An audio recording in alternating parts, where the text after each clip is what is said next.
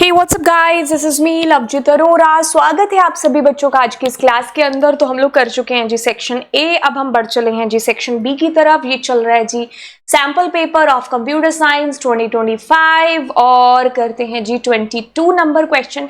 अब इस क्वेश्चन के अंदर है कि आपको एक्सप्लेन करना है डिफरेंस एक्सप्लिसिट और इम्प्लिसिट टाइप कन्वर्जन के बीच।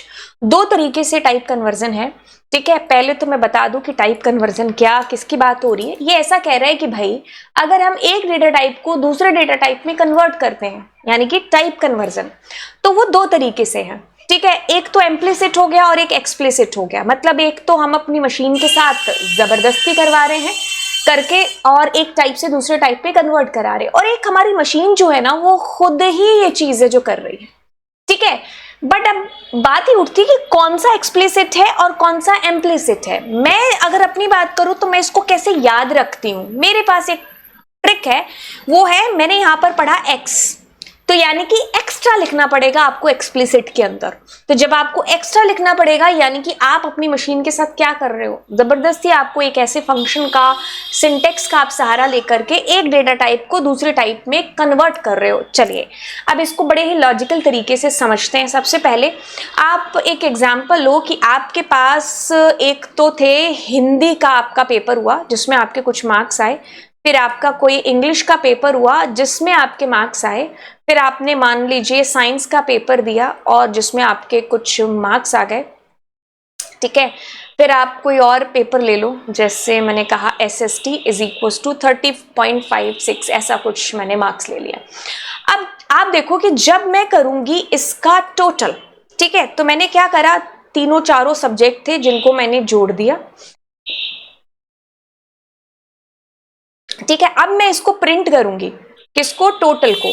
तो आप एक चीज देखो कि जब मैंने हिंदी के अंदर मार्क्स डाले तो दिस वाज एन इंटीजर। अब इसकी भी बात करें तो this is also an integer, but यहां पर you have the data type which is what, float, है ना। तो अगर ये रियल लाइफ के अंदर चीज होती है तो हमारा कैलकुलेटर से लेकर के अगर हम भी करते हैं, मतलब ऑब्वियस सी बात है, एक जनरल सी बात है कि आपका जो आउटपुट है वो किस में आएगा, फ्लोट के अंदर ही आएगा, ठीक है। तो ये आपने कोई जबरदस्ती की आपकी मशीन के साथ, ये नेचुरल चीज है कि भाई ऐसा ही होना है, ठीक है। तो ठीक है, बट अगर मुझे अब यहां पर कोई ऐसी चीज होती कि जैसे अगर मैं इसी फ्लोट को इंटीजर में चेंज करना चाहती, तो मैंने कहा ना एक्सप्लिसिट, यानी कि एक्स्ट्रा लिखना पड़ता है यहां पर कि मैं इसके डेटा टाइप को ऐसे करके इंटीजर कोई फंक्शन लगा करके अब उसमें कन्वर्ट करती, तो इसके जो बाद का डेटा है ना वो आपका इस तरीके से जो है रिमूव हो जाता, ठीक है। तो आप कह लो कि आपके पास ऐसे वैल्यू आए। अब आप इसमें और एग्जाम्पल ले सकते हो, कैसे, जैसे कि अगर मैंने यहां पर कहा कि a इज इक्वल टू 10 नहीं, मैंने कहा इनपुट एंड मैंने कहा एंटर अ वैल्यू,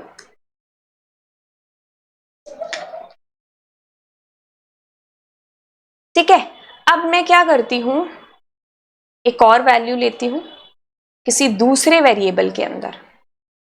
अब मैं जब इन दोनों को प्रिंट करूंगी तो ये चीज आपको पता है कि इनपुट फंक्शन स्ट्रिंग में आउटपुट है जो एक्सेप्ट करता है, तो इस वजह से अगर मैंने इसमें कोई डाला तो ये जुड़ने की बजाय कनकैट हो गए। तो मुझे अब एक्स्ट्रा लिखना पड़ेगा स्ट्रिंग को इंटीजर में बदलने के लिए, एक एक्स्ट्रा फंक्शन की यहां पर डिमांड है जो होगी।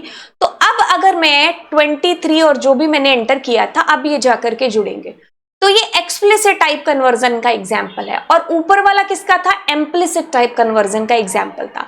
अब सीबीएसई ने इसको अपनी आंसर की में किस तरीके से दर्शाया है, तो आप एग्जाम्पल लिख करके आएंगे डेफिनेशन के साथ साथ।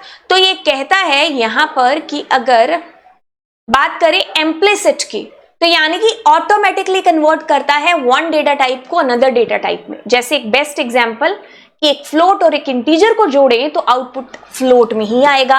अब अगर हम एक्सप्लिसिट करते हैं तो यानी कि हमें स्पेशल एक किसी फंक्शन का सहारा लेना पड़ेगा उस पर्टिकुलर डेटा टाइप में उसको कन्वर्ट कराने के लिए। तो मैन्युअली हम अपनी मशीन के अंदर, मतलब हम अपने प्रोग्राम के अंदर फंक्शंस का सहारा लेकर के अब मैंने एक स्ट्रिंग को यहाँ इंटीजर में ऐसे इंट फंक्शन के अंदर डाल दिया। Although x was a string, जो अभी हमने इनपुट फंक्शन से भी किया वो सेम चीज है यहाँ पर, that is explicit type conversion. बात करते हैं और वाले क्वेश्चन की। तो कहता है कि difference between break and continue. एक तो आपके लूप से आपको बाहर लेकर के आ रहा है और एक आपको आपके लूप में ही घुमा रहा है। तो बात क्या हो रही है, सबसे पहले प्रैक्टिकल समझते हैं। अब देखो आपके पास में ऐसा आया कि मैंने कहा 4i in, और हम यहां पर 10 तक अपने मतलब चलाते हैं, और मैं क्या करती हूं, एक वैल्यू यूजर से उठाती हूं, input enter only even number, ठीक है। और मैंने कहा कि इफ ए के अंदर अगर डाला कुछ भी, अगर आपके पास %2 is equals to not is equals to उसका, अगर वो फ्लो नहीं है, ये इवन नहीं है, तो आप क्या कर दो, ब्रेक कर दो, ठीक है। और अदरवाइज क्या कर दो, आप प्रिंट कर दो। तो आपने क्या कहा, इवन करके आपने प्रिंट कर दिया, नहीं इवन तो नहीं, ए प्रिंट कराते हैं, है ना। और मैंने यहां पर एक मैसेज कर दिया, break, it's not an even, ठीक है। अब इस प्रोग्राम का लॉजिक देखो क्या होगा। आपको टोटल 10 बार ए के अंदर वैल्यू डालनी है, ठीक है। अब जैसे आई के अंदर 0 था, पहली बार चले तो मैंने कहा 2, तो चेक हुआ तो 2 प्रिंट हो गया। मैंने कहा 6, मैंने कहा 8। अब जैसे मैं कोई इवन के अलावा वैल्यू डालूंगी तो ये कंडीशन क्या हो जाएगी, ट्रू, और ये हो जाएगा प्रिंट 4 नंबर लाइन।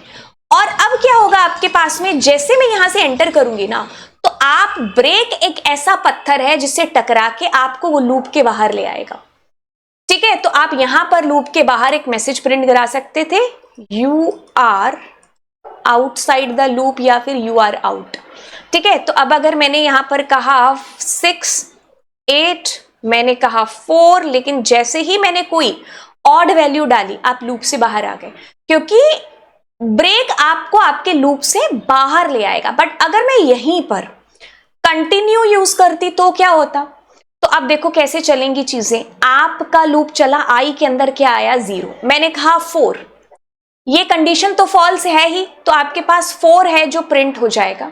मैंने कहा 2, फिर भी हो गया। अब जैसे मैंने कोई ऑड वैल्यू डाली तो मतलब ये कंडीशन क्या हुई, ट्रू। अब आपके पास 4 नंबर लाइन वाली चीज प्रिंट होगी, ये आपको बाहर नहीं लेकर के आएगा, ये क्या करेगा, यहीं से वापस ले जाएगा कि भाई आए, अब कोई नई मतलब नेक्स्ट वाली वैल्यू है जो लेकर के आओ, ठीक है।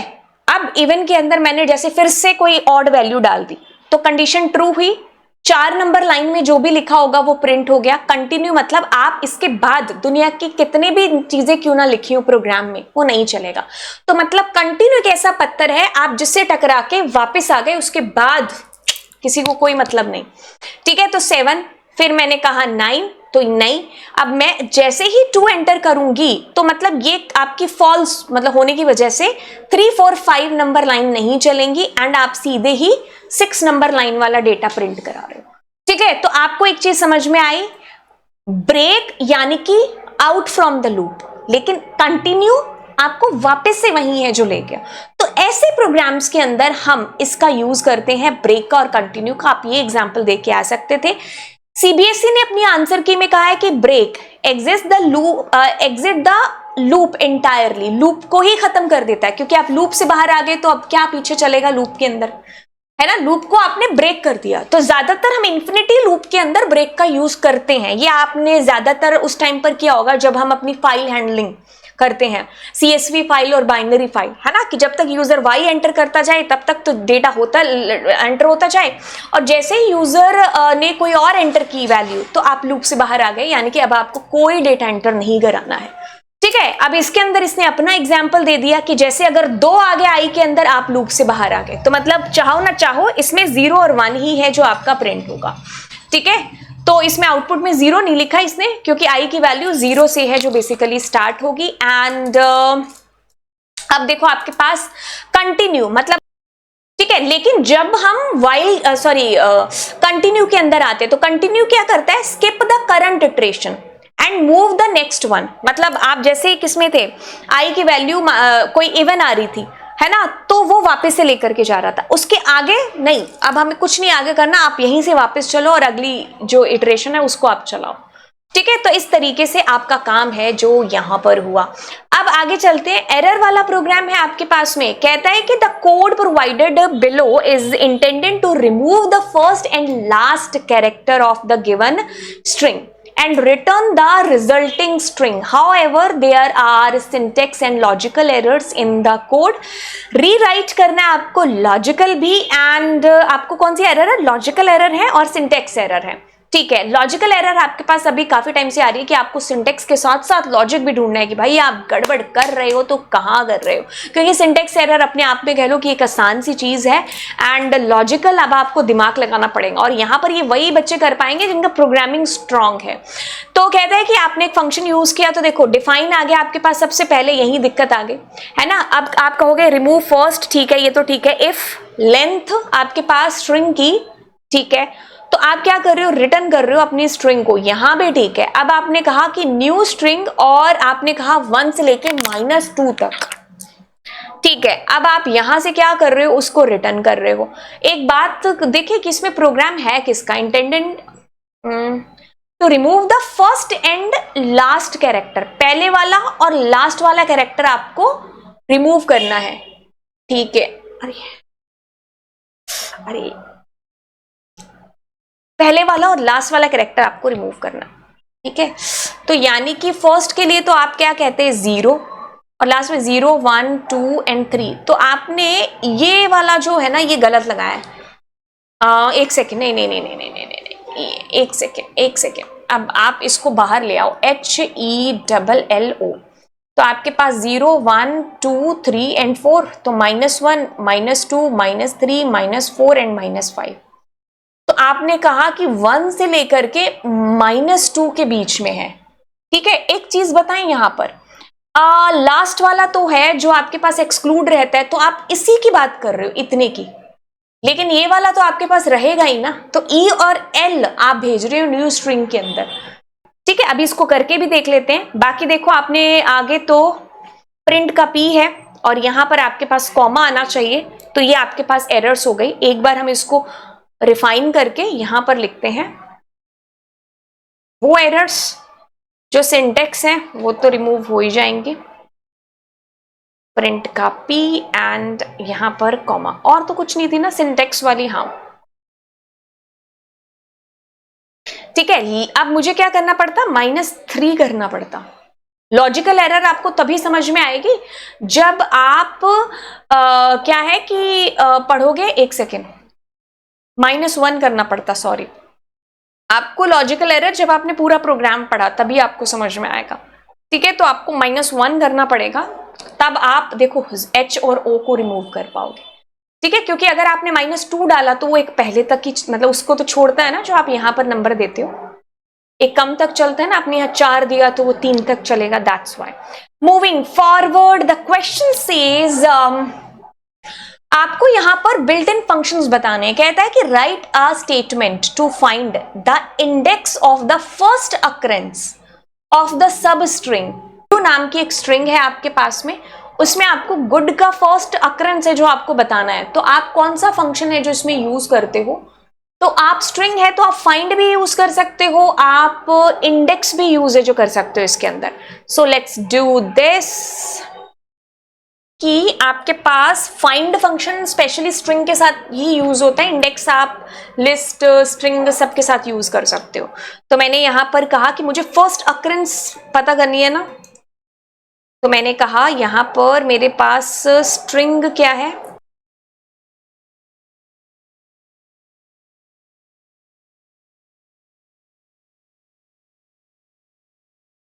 ठीक है। तो मैंने कहा रिव्यू डॉट इंडेक्स, और मैंने कहा गुड, ठीक है। तो अगर मैं इसको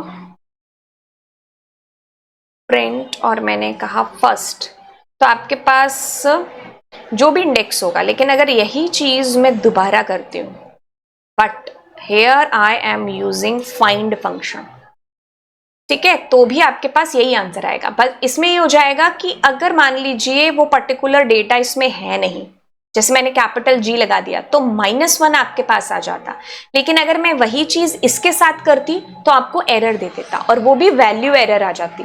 तो इसमें अगर वो डेटा नहीं मिलता है तो नन दे देता है आपको, मतलब सॉरी -1 दे देता।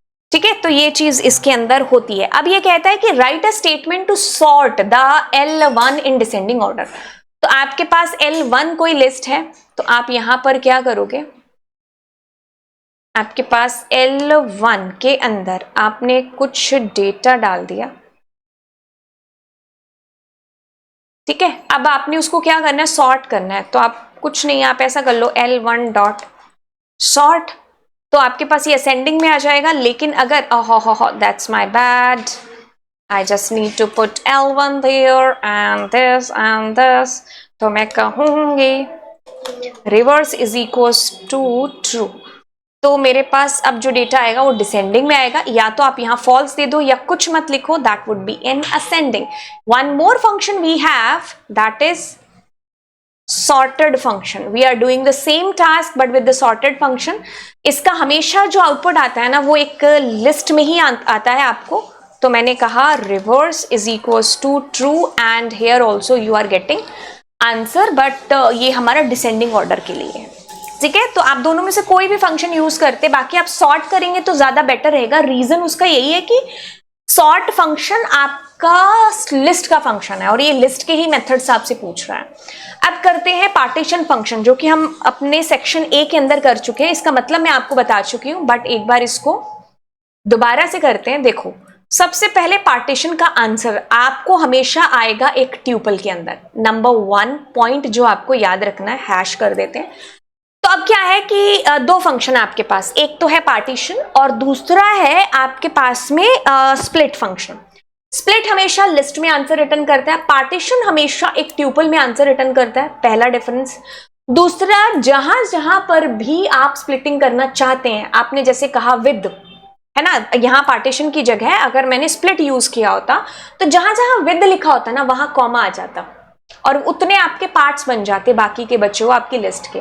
बट इसमें क्या होगा कि पहला अक्रेंस आया ना विद का, उसका एक अपना पार्ट बन गया, उसके लेफ्ट और राइट वाले अलग पार्ट है जो बन गए। अब विद के बाद में चाहे 100 विद आ जाए, कोई लेना देना नहीं, फर्स्ट अक्रेंस विद की अपना एक पार्ट बनाएगी, यानी कि इसमें टोटल इसकी लेंथ हमेशा 3 ही रहेगी।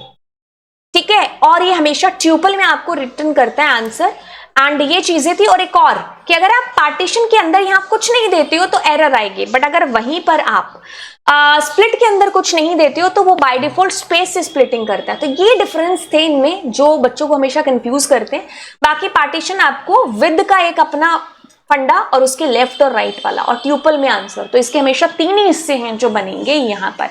आप चाहे विद के साथ विद लगा दो तो फर्स्ट विद वाला ही इसका है, और केस सेंसिटिव तो है ही। बाकी आपको एक ही काउंटिंग करनी है ना। तो अब आप एक ही काउंटिंग देख लो कितनी बार ए है जो आएगा। कैपिटल और स्मॉल में तो अंतर देखेगा ही।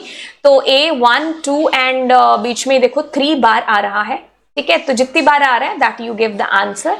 Moving forward, the next question is the program of 2 marks. कहता है कि write a function remove elements in Python that accept a list L। अच्छा, तो आपके पास एक फंक्शन आपको बनाना है रिमूव एलिमेंट, और वो एक लिस्ट को एक्सेप्ट करेगा और एक नंबर को, n को।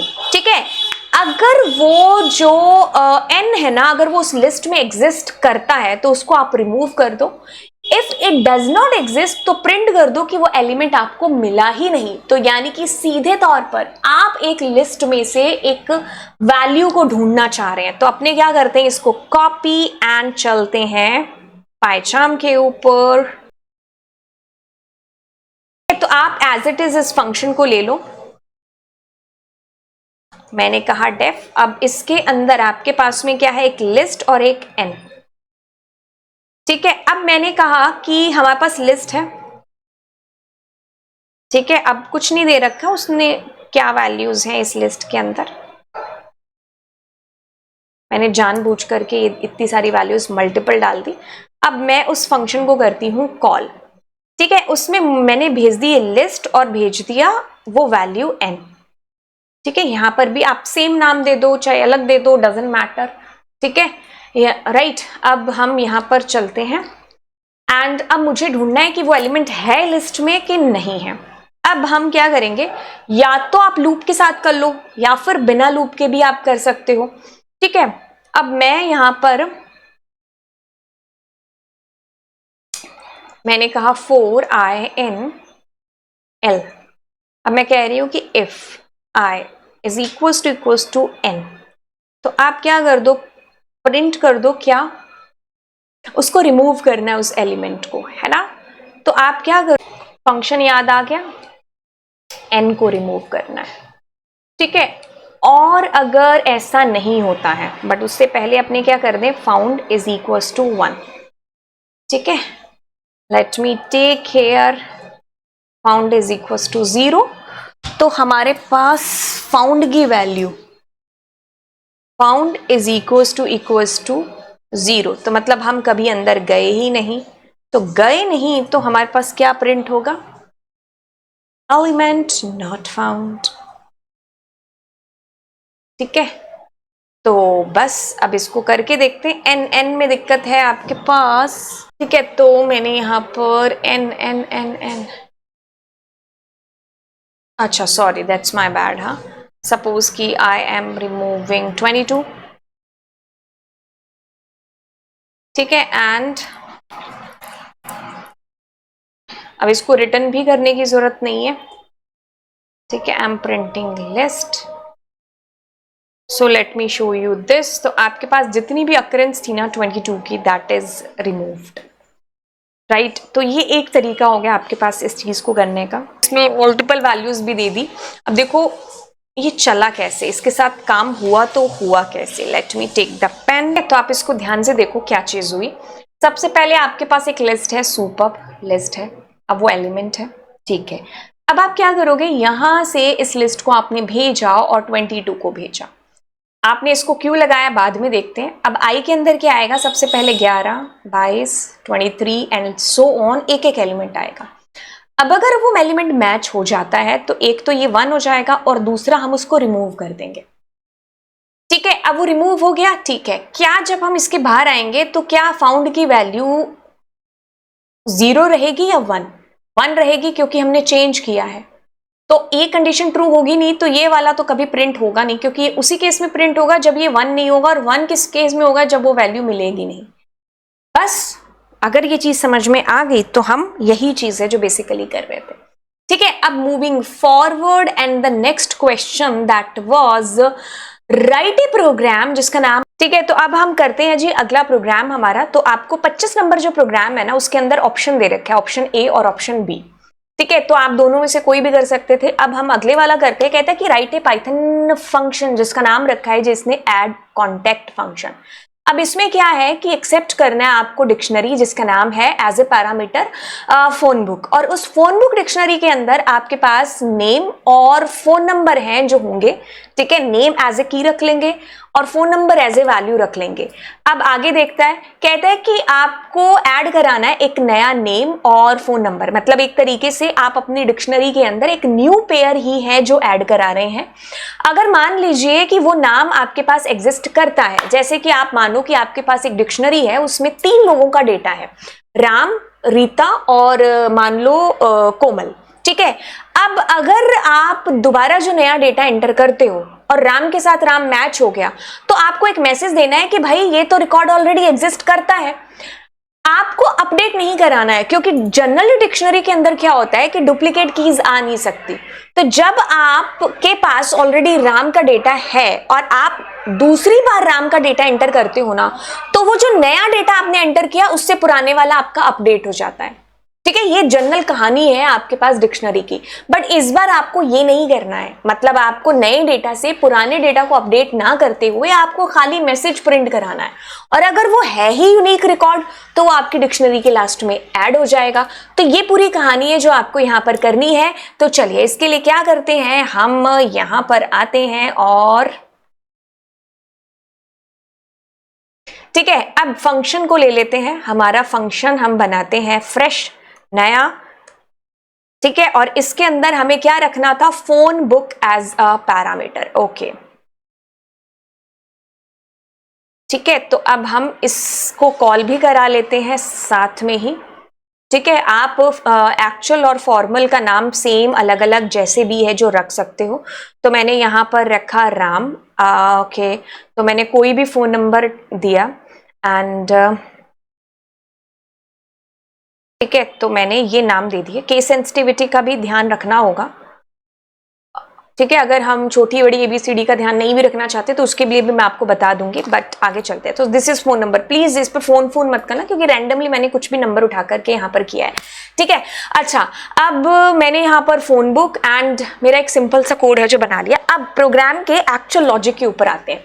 देखो क्या है, आप जब प्रोग्राम करते हो और अगर मान लीजिए आपको लॉजिक में गड़बड़ आ गई कि भाई लॉजिक नहीं लग रहा है, वैसे तो खैर ये बड़ा सिंपल सा है बट आगे के लिए है ना, तो जितनी चीजें आपको पता है या जितनी चीजें आप कर सकते हो ना वहां तक तो आप लेकर के जाओ। मेन लॉजिक में चलो ठीक है थोड़ा टाइम लग रहा है बट इतना तो हम कर ही सकते हैं, है ना। ये तो हम 11 से करते हुए आ रहे हैं। अब हम चलते हैं यहां पर। अब हमें क्या करनी है, यहां पर पहले नेम एंटर करा लेते हैं, ठीक है। क्यों कराना है, मैंने कहा एंटर नेम। अब जैसे ही यूजर एंटर करेगा नेम, तो अब आप करा लो क्या, चेकिंग कि भाई वो जो नेम आप एंटर कर रहे हो ना, क्या वो आपकी डिक्शनरी में एग्जिस्ट करता है कि नहीं करता है। आप देखो आपने कीज रखा है नेम को, है ना। तो अब मैं कहूंगी कि इफ अगर वो जो नाम है अगर वो इस डिक्शनरी के अंदर है, ठीक है, मतलब अगर वो इस डिक्शनरी के अंदर है तो हमें मैसेज चला जाए क्या, ये वाला कॉन्टैक्ट ऑलरेडी एग्जिस्ट वाला, ठीक है। और अगर ऐसा नहीं होता है तो हम क्या करना चाह रहे हैं, तो अब हम यहां पर अपनी डिक्शनरी है जिसका नाम है फोन बुक के अंदर हम यहां पर नेम और यहां पर इंटीजर करा लो या स्ट्रिंग में ही करा लो, दैट्स हमारी चॉइस। तो मैंने कहा एंटर फोन नंबर, ठीक है। तो आपके पास फोन नंबर एंटर हो गया। अब कुछ भी नहीं, अब आप या तो यहां पर ही चलो प्रिंट करा लो, डेटा इज एंटर्ड, ठीक है, या जो भी आपको मैसेज सही लगे वो आप दो। एक बार इसको एग्जीक्यूट करते हैं और फिर इसको समझते हैं। जैसे काम करते हैं, मैं यहां पर एज इट इज डाल देती हूं जो नाम मेरे पास एग्जिस्ट करता है। तो इसने कहा कि भाई आपके पास डेटा ऑलरेडी एग्जिस्ट और आपके पास ये यहां पर प्रिंट हुआ। तो एक काम करते हैं, इसकी इंडेंटेशन कुछ यहां रख देते हैं, ठीक है। तो जिससे क्या होगा कि ये जब प्रिंट होगा ना तो बस एंटर होने के बाद ही हो, क्योंकि इंडेंटेशन अगर इधर होगी तो अभी देखो जैसे एग्जिस्ट आया और फिर योर डेटा इज एंटर्ड, या मतलब आपका मैसेज आ रहा है कि भाई हमने डेटा एंटर कर दिया है ना। तो थोड़ा सा अगर हम लॉजिकल सही करना चाहें अपने प्रोग्राम को तो हम ऐसे कर सकते हैं। और अदरवाइज अगर आप इधर भी रखना चाहते हो तो अब हम ऐसा भी लिख सकते हैं, योर डिक्शनरी इज दिस, है ना। तो दिस इज हमारे ऊपर डिपेंड करता है कि हम अपने प्रोग्राम को कैसे प्रेजेंट कराना चाह रहे हैं। बाकी देखो मैं दोबारा कर दूं, और मैंने कहा यहां पर डॉन एंटर कर दिया तो ऑलरेडी एग्जिस्ट। अब मैं यहां पर करती हूं कोई नया रिकॉर्ड ऐड, तो मुझे उसका फोन नंबर भी करना पड़ेगा, लाइक दिस इट्स एडेड। अब इसमें एक और चीज है कि मान लीजिए मैंने यहां पर डी का ओ छोटा कर दिया, है ना, सॉरी डी का डी छोटा कर दिया और मैंने ऐसे एंटर कर दिया। तो अब देखो don was already exist but here new don is entered. So ऐसे केसेस के लिए अब आप ऊपर एक और चीज कर सकते थे, दैट वॉज दिस, कि आप ऐसे के लिए हम क्या कर सकते हैं, ऐसे के लिए हमें एक चीज करनी पड़ेगी। जैसे मैंने कहा डॉट लोअर फंक्शन, ये स्ट्रिंग का फंक्शन है, ठीक है। तो इसने क्या किया, नेम में जो भी एंटर होगा ना उसको छोटी एबीसीडी में कर दिया। आप अपर भी यूज कर सकते थे। अब मैं क्या करती हूं, यहां पर मुझे डिक्शनरी की कीज से मतलब है, तो मैंने कहा कीज, लेकिन वो कीज मुझे लिस्ट में डेटा देगी। तो मुझे क्या करना पड़ेगा, इसको पूरे को स्ट्रिंग में कन्वर्ट करना पड़ेगा, ठीक है। और फिर मुझे उस स्ट्रिंग को मतलब उस स्ट्रिंग को कन्वर्ट करना है लोअर के अंदर, ठीक है। तो आप ये चीजें जो कर सकते हो, खैर अगर आप ये लॉजिक नहीं भी लिखते हो तो भी कोई दिक्कत नहीं है, वो तो मैं आपको एक एक्स्ट्रा चीज है जो यहां पर बता रही हूं। सो इन दिस केस अगर हमारी केस सेंसिटिविटी का चक्कर पड़ता भी है तो भी कोई दिक्कत नहीं है, ठीक है। तो हमने क्या किया, उसको स्ट्रिंग में मतलब लोअर केस में कर लिया, आप यहाँ पर अपर भी कर सकते थे, खैर कोई दिक्कत नहीं है कि आप जो भी डेटा एंटर करोगे दैट विल बी अपर में कन्वर्ट होके दोनों अपर अपर हो जाएंगे। तो यहाँ छोटी कैपिटलाइज ABCD मतलब कोई फर्क नहीं पड़ेगा, ठीक है। तो दिस वाज द प्रोग्राम जो हमने यहाँ पर किया। बाकी चलते हैं आगे। अब ये कहता है कि प्रिडिक्ट करना है आपको आउटपुट, ठीक है, पाइथन कोड का। ओके तो आपके पास एक डिक्शनरी गिवन है, मैंने कहा बहुत बढ़िया। अब आप क्या करते हो, EMP के अंदर आप देखो नेम के अंदर आपके पास क्या आएगा, बार बार अगर आप कहो तो आपके पास आएगा ARV, रिया, जय और टिया। क्यों? क्योंकि कीज आएंगी, है ना। आप यहां पर डॉट कीज लिखो या ना लिखो, कीज ही आती हैं। वैल्यूज लिखोगे तब आप ये वैल्यूज को एक्सपेक्ट करोगे। तो नेम के अंदर this will be the data. अब कहता है कि salary is equals to employ का नेम, ठीक है। तो उसकी सैलरी ऐसे एक सेकेंड, उसका एम्प्लॉय, हाँ हमारी डिक्शनरी है तो उसका नाम आते ही मतलब सैलरी के अंदर आपके पास आएगा कौन सा डेटा, जिसको मैं यहां पर रेड कर रही हूं। तो यानी कि सैलरी ये आ गया आपके पास यहां पर, तो 85000 एंड 90 वाला। फिर आपके पास ये आ गया, ठीक है, सॉरी ये इसमें एंड इसमें नेक्स्ट वाला यानी कि ये वाला। फिर टिया के पास ये 80 और ये वाला। आई होप ये समझ में आ गया होगा यहां तक क्या चीज चल रही है। अब आप क्या कर रहे हो, उस सैलरी का एवरेज निकाल रहे हो, है ना। और कैसे एवरेज निकल रहा है आप ध्यान से देखो। दिस इज अ ट्यूपल और ट्यूपल में ये 0 है ये 1 है ना। तो वो दोनों जुड़ करके आपको क्या कर रहा है, इसका एवरेज है जो आपके पास निकल रहा है, ठीक है। तो अब देखो इसको कैसे करने वाले हैं हम, एक बार सारी चीजें हटाते हैं, साथ साथ हम डेटा लिखते भी जाते हैं, ठीक है। हमारे पास नेम के अंदर क्या आएगा, सबसे पहले ARV आ गया, अंदर गए। अब हम ARV की ये सैलरी की बात कर रहे हैं, ठीक है। तो हम कहेंगे कैलकुलेटर भाई साहब एंड अब उसके देखो 0 नंबर पर क्या है 85 और 1 नंबर पर क्या है 90 वाला रिकॉर्ड, है ना। तो हम इसको करते हैं कैलकुलेट। तो आपके पास 85 प्लस, ठीक है, ये आ गया अपॉन में 2। तो इसकी जो एवरेज हो गई वो कितनी हो गई 87500। तो आपके पास 87500, ठीक है। तो अब ये क्या बड़ा है 80 से, हाँ। तो आप क्या कर रहे हो, सिलेक्टेड नाम की जो की लिस्ट है ना उसके अंदर आपने इसको जोड़ दिया। तो आपके पास 87500 इज एडेड हियर। अब आप अगले वाले का एवरेज निकाल लो। अगले वाले का एवरेज आपके पास में आएगा, ठीक है, अपॉन में 2। तो ये नहीं आएगा, नहीं ये भी आएगा क्योंकि ये 8300 है, ठीक है। अब आप 72 और 80 का कर लो, ठीक है। नहीं ये नहीं आएगा, मतलब ये रिकॉर्ड हमारा इस लिस्ट में एंटर नहीं होगा। अब टिया का रिकॉर्ड कर लो आपके पास, ठीक है। तो आपके पास में ये डेटा है जो यहां पर चला गया। अब देखो इसमें क्या हो रहा है कि एवरेज अगर बड़ा है 80,000 से तो आप अपेंड कर दोगे, ठीक है। नहीं यहां पर उनके नाम अपेंड हो रहे हैं ना कि उनका सैलरी का एवरेज अपेंड हो रहा है। तो यानी कि आपके पास पहले तो ARV और रिया, ठीक है। तो ये आपके पास अपेंड यहां पर हो जाएगा। तो ये देख लेना कि कहीं सैलरी का एवरेज अपेंड हो रहा है कि क्या अपेंड हो रहा है।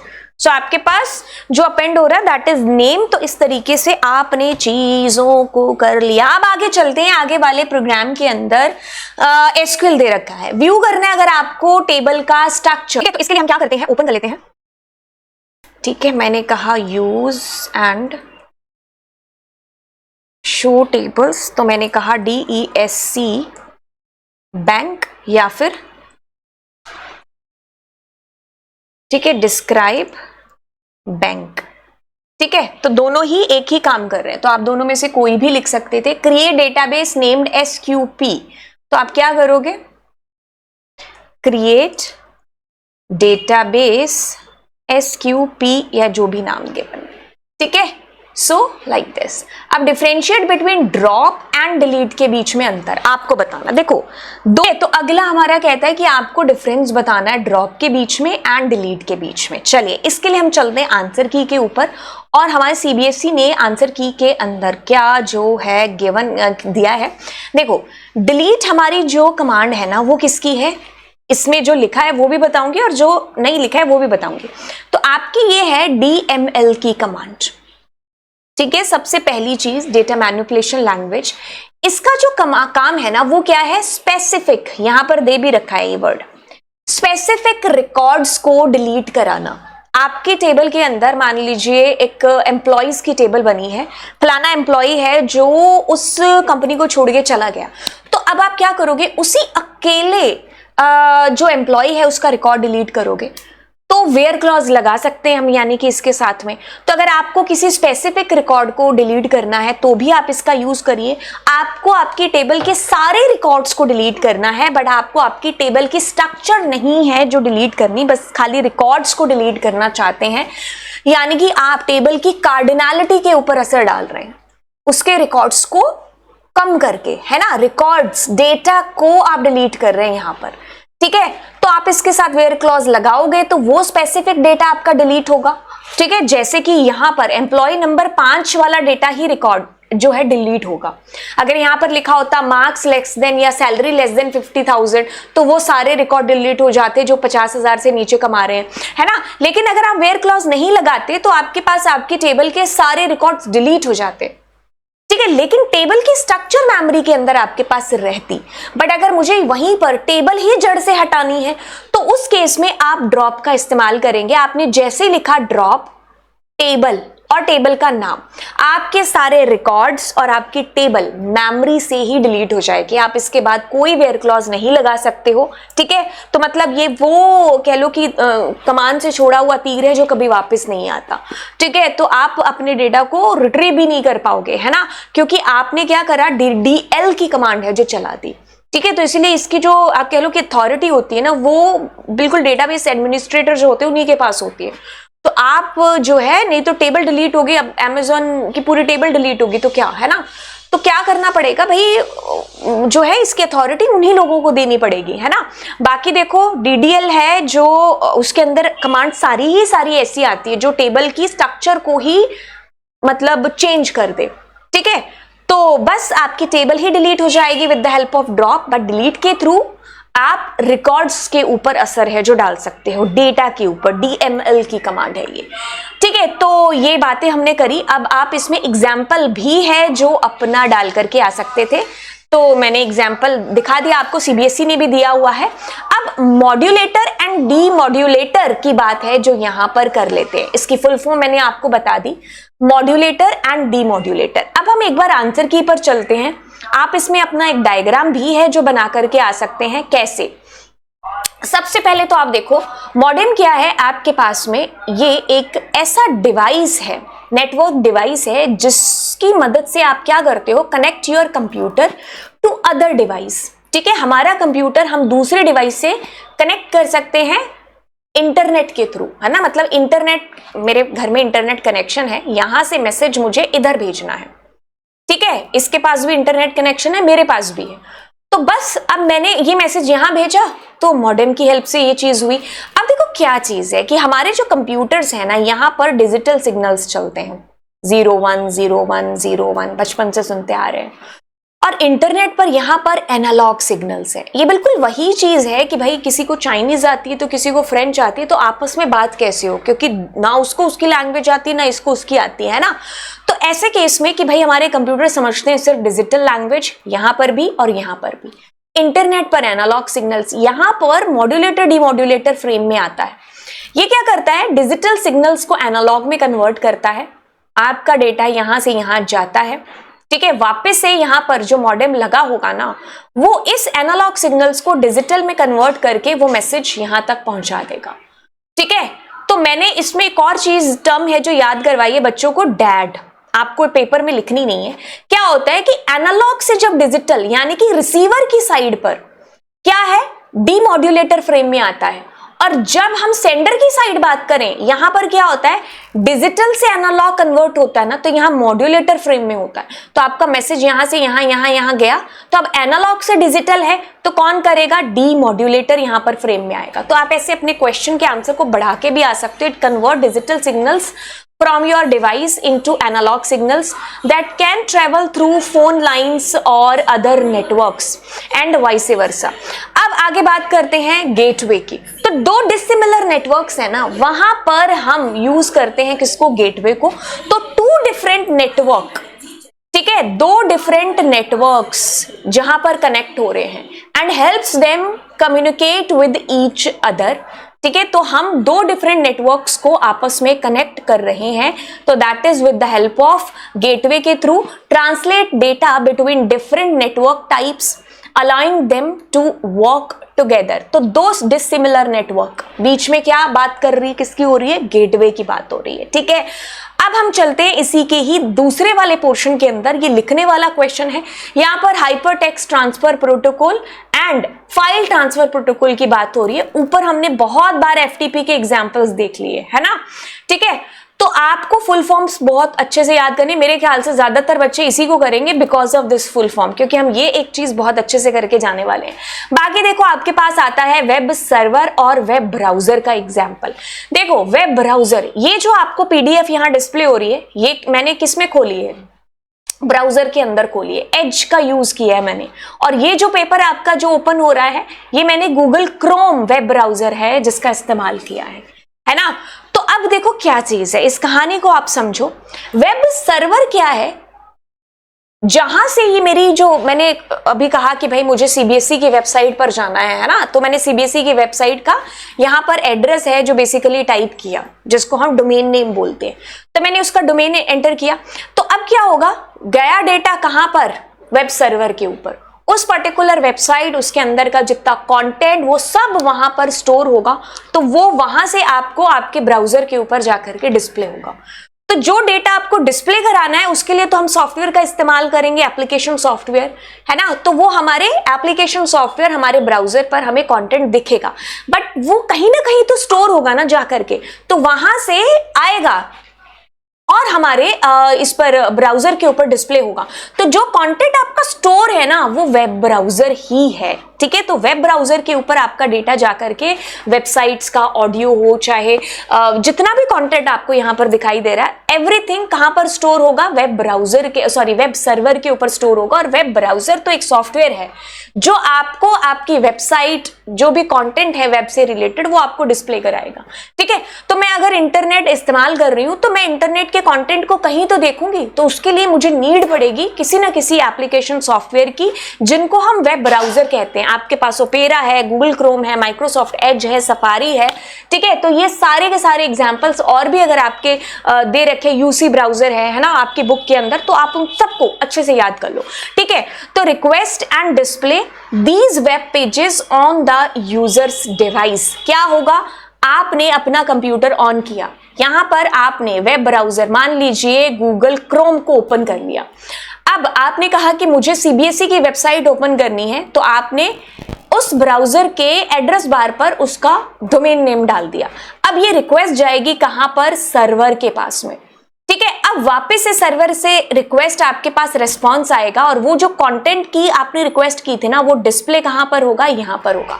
तो ये पूरी जर्नी और पूरी कहानी है जो रहती है जब आप वेब सर्वर और वेब ब्राउजर को देखते हो, ठीक है। वेब सर्वर आपका जहां पर आपकी वेबसाइट का सारा कंटेंट स्टोर होगा और जहां से डिलीवरी भी होगी। तो ये एक तरीके से ऐसा स्टोर है जहां पर आपने सामान ला के रख लिया, जैसे जैसे आपको जरूरत पड़ रही है सामान यूज में आ रहा है, आप रिक्वेस्ट कर रहे हो, लेकर के आ रहे हो, तो वो जो डिस्प्ले होगा कहां होगा, उसके लिए भी आपको सॉफ्टवेयर की जरूरत पड़ रही है, ठीक है, application software, and that is your web browser.